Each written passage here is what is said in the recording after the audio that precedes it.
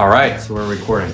All right, Blaise, we are live for our first podcast YouTube channel video here. Let's go ahead and introduce ourselves to everyone out there. Blaise, who are you? Great. Good morning, everyone. I'm Blaise, the cycling advisor. I'm based here in Central Maryland in the Mid-Atlantic area. I help families and small business owners with very affordable health insurance options, which this time of year, that's on everybody's mind. And I'm a photographer many years. The last year, I set up an actual company, Blaise Neon Photography. Great to meet everybody. All right. So, and I'll just introduce myself slightly for everyone. My name is Hank. I'm actually a business and IP attorney. And Blaise and I are just a couple of knuckleheads who have been cycling and drinking way too much bourbon and from time to time talking business for, I don't know, maybe the last 15 years or so. Right. I mean, you trained me on my first century, if you recall. I don't know how many years ago that was. That's how we met.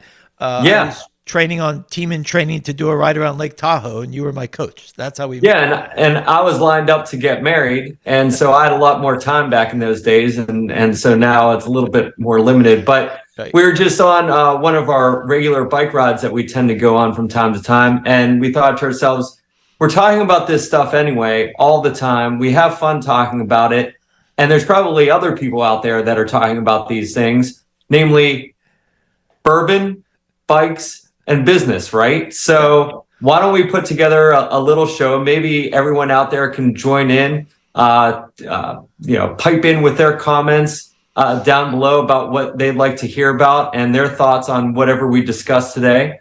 And we're just going to put this thing together. We're going to kind of wing it. Again, this is our first show. We're not sure how this is going to show up or what it's going to sound like, but we're going to give it a go. We have a very loose agenda today. So one of the first things that we want to do to start off our show is we're going to have a little drink for each of our shows, a little bit of bourbon. Blaise, what are you drinking today? I've got my stand-in favorite, Old Forester. Let's see if I can get it. Old Forester 100, which I went to visit there last May, and I got hooked after drinking way too much bourbon last year. I'm sort of cutting back a little bit this year, but this is my stand-in favorite. Ice, neat, mixed. It just goes well with everything. Yeah, you can't ever go wrong with the Old Forester. Yep. So as you can probably see behind me, I have a little bit of a collection here, but my standard go-to every day, all day is some Wild Turkey Rare Breed. So I felt it proper to commence our first show with my favorite stuff. And Blaise, you already know this, but today just so happens to be my birthday. Happy birthday. So this is a birthday bourbon. Cheers. So I'm just going to pour a little bit for myself. Hopefully you poured a little bit for yourself, Blaise. I did. So a little bit of cheers. Cheers. Blaise, for our first show. All right. For anyone out there who's not familiar with the Wild Turkey products, we're not sponsored or anything like that. Obviously, it's just our first show. No one even knows about us. But I love the whole Wild Turkey line. The rare breed rye, all the way up. It's just good stuff. It's got that nice spice, nice little bit of sweetness to it. You can't ask for anything more out of it. Regular go-to bourbon every day, you know? Yeah, they do have a great line. I like the 101 Wild Turkey. Oh, yeah. Yeah, that's a standby. You can mix it. You can just drink it straight. You can do whatever you want. For $20 a bottle, can't beat it. I mean, the 101 is all day, every day. Yeah. I've said, I've told you this before, but two bottles is all I really need in my life to be happy from here on out. One bottle would be the budget bottle, the Wild Turkey 101. Right. The other bottle would be the premium bottle, the Rock Hill Farms. And you give me those two bottles, that's all I need. I haven't had Rock Hill Farms, so I gotta have to try that. It's so good. Hard to find, but so good. Is that out of Kentucky, obviously, too? Yeah, I believe it's a Buffalo Trace product. Oh, okay. One of the premium products that they have. Yeah. So good. So we've gotten our show off to a great start. We got our pour here, so even better start. One of the first things that we want to talk about today, we're going to be talking about as we go on different bike discussions, and Blaise and I have a whole litany of things that we want to talk about and endless discussion. We're trying to keep these things to 30 minutes. Yeah. Whether we can actually keep it to 30 minutes or not, that's going to be a challenge. So the first thing that we go back and forth on, and Blaise and I we're a little bit like a married couple. We bicker from time to time. We argue about things from time to time. Most of the time we're good, but one of the things we go back and forth on is this big debate between disc brakes and rim brakes. Right. What the heck do I need disc brakes for on my road bike? Do I need disc brakes on everything? Is this just a marketing scheme by the industry? Like, Blaise, let everyone know what your thoughts on the matter are. I mean, I've been riding bikes for, I guess, like 22 years now. It shows my age a little bit, but I've had rim brakes for probably, let's see, maybe 2/3 of that. So that when I bought my Crux in 2018, I went to my first disc set, and now I have a Salsa Cutthroat with disc I've had for a couple of years, which I love. And I don't have any rim brakes anymore, and I'm not complaining about anything that I can think of when it comes to rim brakes. They last forever. Minimal. I mean, the Crux was, I think, a SRAM red hydraulic, which need a little more maintenance than what I understand my Shimano GRX 800 series on my Salsa. They said is a lot less. They're hydraulic as well, a lot less maintenance. So for me, maintenance, I ride a lot. I ride anywhere from 3,000 to 5,000 miles a year. And, my mechanic reminds me, this is why you have to have this done or that done. And I'm not mechanically inclined whatsoever, like you are. You're a little bit more mechanically inclined than me. So. Okay. How about let me tell you what my thoughts are on the matter. We know what this is coming. I mean, that's certainly a reasonable approach you have. You can't argue with it. But, I come from a weight weenie triathlon background. Every gram that I can spare, I'm going to spare. So for the life of me, I do not understand. You will go onto YouTube and you will go to a review of the latest bike, the cutting edge super aero race machine out there. There's a sit down with the engineer who meticulously planned this thing, and they go on and on and on about how this is the most aero bike ever created and the wattage gains and everything else. If it's the most aero bike out there, why do they have disc brakes on it? The disc is an impediment to aero. It's literally a little wall going round and round that air is going to slap into. Now, I'm no aerospace engineer, but it seems to me but you said you are unless you have some kind of cowling, aero cowling in front of it or something, that rotor is surface area, which is going to create drag. Yeah. And so there's no possible way that any disc aero bike is going to be as aero as it can be, which is what they've said. Not to mention, not only are they making these bikes less aero with the disc brake, but they're also making them heavier. The frame has to be heavier. The fork has to be heavier. You have calipers, you have rotors. The wheels have to be more robust for the torque and everything. But isn't it all about where you're riding too? Plays into that. Like, are you riding on the road? Are you riding in mud? Right. So that's my next point. Like me. So given all these things, granted, for mountain, for gravel, for anything where you're going to get really mucky and dirty, wet all day long, give me gravel, give me rotors, give me disc brakes. Oh, we agree on something then. Okay, that's good. But if you're going to give me the fastest, most aero, lightweight race machine, don't you dare put disc brakes on that thing. Yeah, I mean, my neighbor just did a triathlon. He had disc brakes on his Canyon. So I guess and he could have done it 30 seconds faster.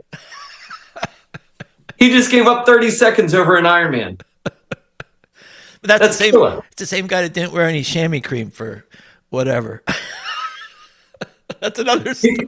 You should just swim. Just stick to swimming. Ridiculous. Oh, man. No, actually, I don't use chamois cream either. Although, once you mentioned that when we went on a ride a couple weeks ago and you happened to mention that, and we were going on a long ride through Lancaster, right? I actually did my old trick. It's not chamois cream, it's Vaseline. And I actually did apply some Vaseline down there. But terrible. I don't know. Not It the worked. same. Not the same. Everything was comfortable for the entire ride. Everything was good. And I was using a road bike. You didn't get a flat. Using a road bike with rim brakes. So it's the first time you've never gotten a flat on a Hank adventure, I believe, if I recall. Don't jinx me. It will still happen. No, but it was very, very comfortable, fast ride because I didn't have disc brakes because I was riding on a road.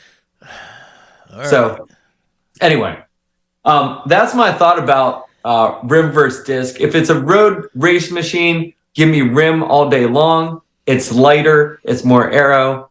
If you're going to put me in the muck and guck, then give me discs. Is that fair? This comes from the guy that has a bike for every day of the week. And it's different one every 3 N plus months. 1. But so that raises the point. If I know this as someone without an aerospace engineering background, the bike companies have to know this. And so what is your thought as to why they have almost mandated that every bike have disc brakes? You mean like the bike right behind me, right here in the Tour de France? That's slow machine. He's got disc right there on probably Taddy Picasso. That 18-wheeler. So what's your question again? I'm sorry. Why is the industry, in your opinion, mandating that we ride disc brakes on everything? It's like everything else. Marketing, the next trend. Trying to standardize their cost. I don't know. Are disc brakes less expensive than the other? You would think they'd be more. I guess they could charge you more for your bike and mark it up more. I guess the standardization is a fair point. Yeah. So they don't have to make all kinds of different bikes in all different kinds of ways, all different kinds of frames that weigh differently and components and everything else. Right. And so there's probably buying power that goes along with that too. You don't want to buy 3 different group sets, where if you bought one group set for, across your range, you would get a much better price per group set. And that takes me to something that just happened recently. I went to order new disc brakes for my Cuddy, and I went to a reputable place, and we'll talk about that on another podcast about where to shop for stuff. And I took it to my bike shop because I'm not putting stuff on. I'm not mechanically inclined, as I said. But he said, "Look, see this? Made in Japan. These they're made in China. The real ones are made in Japan." So he said, "You bought a knockoff." I said, "You kidding me? I got them from a reputable retailer online." So there's a lot of that going on where you don't know what you're buying. You got to be really careful when it comes to components these days. So that's interesting, which is going to bring us to a talk in a later episode.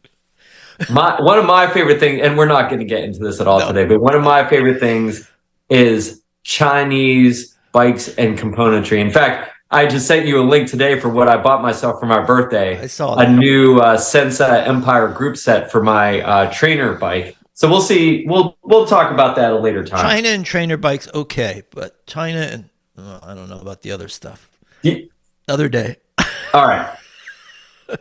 So that's the bike discussion for today. I think we've put to rest the entire debate about disc versus rim. I think from now on, there needs no further debate on the internet. It is disc for anything mucky, and it is rim for anything fast. I like that. We agree on this. I agree on half of that, so that's good.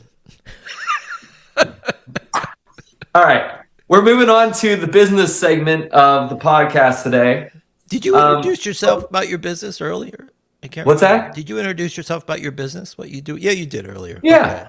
All right. So why don't you start? What's new in your stop business? Snapping at me. All right. So what we're going to be talking about today. So Blaise and I, we're both business people. We're in different areas and industries of business, but we both come across a lot of different entrepreneurs, solos, business people, corporate people along the way in everything that we do. We talk to a lot of people. We hear a lot about the trends. We obviously read the news and newspapers and so forth. So, there's obviously a lot going on not only in the national economy, but the international economies today. Right. I mean, you have Chinese real estate kind of shaky. You got inflation all around the world through the roof. Yep. Certainly at home here, you got inflation through the roof. You got all kinds of different dynamics. Now we got a couple, kind of proxy wars going on that America's involved in, all kinds of stuff. What are you seeing from the business people that you come across as, major concerns or major trends? Well, I do a lot of networking, maybe a little more than you, like we were saying the other day, because most of my business comes from referrals. So whether I'm networking in person in the Mid-Atlantic or on a Zoom call with people, I'm hearing some consistent things about things really slowing down. Listened to a realtor yesterday and said, in our county, there's only 194 houses on the market, which is like an all-time low since 2000, so 20 years ago. Well, it hasn't been that low. And when a house does go on the market, people are getting cold feet because of the interest rates. So like, it's almost like the brakes are being put on. And then I said, well, the question is, well, how long is it going to be like this? And they're like, well, I guess we'll see come January, February if it gets better. But she was saying she doesn't think it's going to much sooner. So I think everybody's seeing this slowdown. I don't even know if we've hit bottom yet. That's the other big question. Yeah. So, They're trying as hard as they can to pump the brakes on this thing. The problem, I was talking to someone last night, is it seems like so much of this economic growth, this locomotive that's heading down the tracks, is from government money. It's synthetic. It's not really based on productivity. And so that's been going on for 3 years probably now. Yeah, I mean, you're seeing the middle class just getting killed right now because inflation's so high. They're not getting any more in their paycheck. They're getting squeezed every which way from Tuesday. Everywhere you go. And government is just pumping this money out through things like the CHIPS Act, the Inflation Reduction Act, which really hasn't done anything but increase inflation. Mm-hmm. And so they're on the one hand trying to pump the brakes, and on the other hand still feeding the fire. So, and on top of that, now we're in wars in two areas that are, heavily responsible for oil. And so you're going to see energy prices still inflated.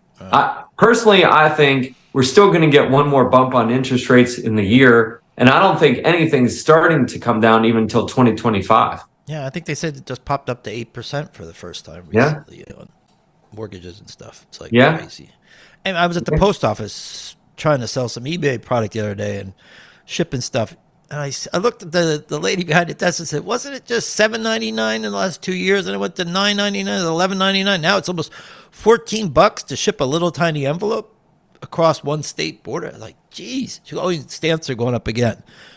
So it's like every time you turn around, something's going up. And the real problem is back in 2008, the Great Recession, the government had some wiggle room to kind of get us out of the mess. They did the quantitative easing and the whole thing, which is what initially brought down the interest rates, and it helped us get out of the mess. Well, right now, the government has no wiggle room. They're got debt up to their eyeballs, and with these increased interest rates, they're paying huge interest payments. The average consumer is maxed out on credit cards. Delinquencies are through the roof, and so they have no wiggle room. They have no savings to get them out of a mess. Mm-hmm. And so when the crap really hits the fan, there's really not anything we're going to be able to do from the government side or from the consumer side to really alleviate the pain. It's going to have to alleviate itself and work through the cycle organically. And that's really the tough part. Yeah. I mean, you and I both deal with a lot of small business owners, self-employed, and they're the ones that are getting really hit. I don't know so much about corporate America is making their adjustments too, because you hear a lot of people getting laid off these days too in a down economy or this inflationary times we're in. But, they're the ones that are really struggling, trying to figure out how to make things work. I mean, on my end, I'm in healthcare. So here's a crazy statistic. Before Obamacare, there were 40 million Americans without health insurance. So the whole idea is let's get everybody affordable health, right? Here we are many years after Obamacare, and now it's called a health exchange in your state where you buy individual health.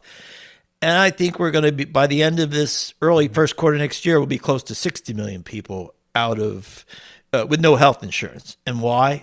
Because of all these other inflationary costs. They were maybe getting health insurance for a really good subsidized cost for 3 years during COVID. Well, that's all gone away as far as the government's saying now. They've readjusted all that. So people's costs have gone from $200 a month to $1,000 a month, and they're going, I'll go without. So that's a challenge I see going into the new year. A lot of people are not going to renew their health insurance, which is crazy. So we're almost going backwards going forward, so to speak. Yeah, what were you just telling me about the athlete who got hurt with no insurance, or what was that? Well, that was in a bike race locally. I found out there was an ex-veteran. He's out doing a bike ride in the rain, the fog, goes to an intersection, gets airlifted to the hospital, life-threatening stuff, and then he has no insurance. So everybody's putting up a GoFundMe page. Hey, help me out on my insurance. And I'm like, why would you go do a race with no health insurance? Yeah. I mean, but people are doing it. Well, and then they want everybody to take care of them when they have these huge bills. Yeah, and I mean, if the question is, do I buy groceries this week and eat, or do I have health insurance which I may never use? Right. So, they're making some hard choices, unfortunately, right now to go forward. And that's where I come in. I try to help them with more affordable health insurance if they're generally healthy. And that's why I came up with the mantra, the cycling advisor, to align myself with generally healthy people or people with a healthy lifestyle. I could potentially get them a much better plan at lower cost. Yeah. That's what I do. Well, I feel so badly for the young people. They're just getting crushed. They got school loans. Cars are through the roof right now. Housing's through the roof right now. Mm-hmm. Even if they want to get married, it's difficult to start a young family with housing costs and renting with no write-off. I mean, like we were talking to my neighbor last night about that. It's like crazy. The most frustrating part of it, one of the most frustrating part of it is, for me, is the government continues to give us these inflation numbers, but they take out of it the two biggest factors for most people, which is oil and groceries, food. Mm-hmm. But that's what people spend on. And if you actually include that and take out everything else, I think the inflation is something ridiculously high. It's like, 8%, 10%, something like that. And so that's really the number that you need to focus on when you're talking about, okay, how are everyday Americans being affected? But they seem to be looking at these numbers that don't really mean anything to most of us. There's luxury items in there, there's travel in there, things like that. And yes, I get people are traveling and so forth, but really food and gas, that's what people have to spend on. And they're not looking at that necessarily. And that's the crazy indicator from a year ago. That's so different for everybody. I mean, if you have a huge family, you have a family of 4, it's tough. I don't know how people are doing it with multiple kids and all those other costs that go along with raising children. It's expensive these days. So. Yeah. So anyway, that is a problem that you and I can first solve world peace, and then we can solve world economies. How about that? We'll work on those goals. All right. So actually, that's pretty much what we wanted to talk about today. Is there anything else on your mind while we're on air here? My ankles messed up again. I can't believe it. You just need more of this. That's fine. You'll be okay. We did a 25-mile ride the other day. I was perfectly fine. I was fine yesterday morning. All of a sudden I got up and my ankle's like going back to 3-4 weeks ago. Like it was majorly sprained. So I don't know what's going on. So maybe I'll go for a bike ride late today. See if it's... Yeah, get that blood flowing. Get that blood moving. What could happen? What's the worst that could happen? I'll get ice on it. I'm not going back to that doctor, though. I'll tell you that. Jeez. Yeah, the $250 boot. Yeah, $250 boot to keep my ankle that I could have bought for $40 at Walgreens. Yeah, we can have a whole discussion on what's wrong with the medical insurance industry if you want. Right. Yeah. But yeah, all right, so, I'd like to hear from our followers and on some new topics that you'd like to hear us cover going forward. Topics, comments about what you heard today, what you liked, what you disliked. Suggestions for the future, especially if you like what we put together today, please hit the like button below. Please subscribe to the channel. We'll be putting this out every Wednesday, I think is our plan right now. Right. So a weekly podcast. It will be both in podcast format as well as YouTube channel format is the plan. Coming out every Wednesday. And so please subscribe. the more subscribers we get, you know, the more bourbon we can drink with you. So that sounds like a plan to me, right? Yeah, awesome. Well, great to see you today, Hank. Yeah. This is interesting. We'll see if we do this remotely, and maybe a couple times we'll do it together in the same studio. So it'll be fun. Yeah, or maybe we could even do it on a bike ride. How about that? That would be interesting. Yeah. Yeah. Figure that one out. Yeah. All right. Thank you for joining us today, everyone. Thank you for tuning in, and we'll see you next time. Have a great week. Take care. Peace.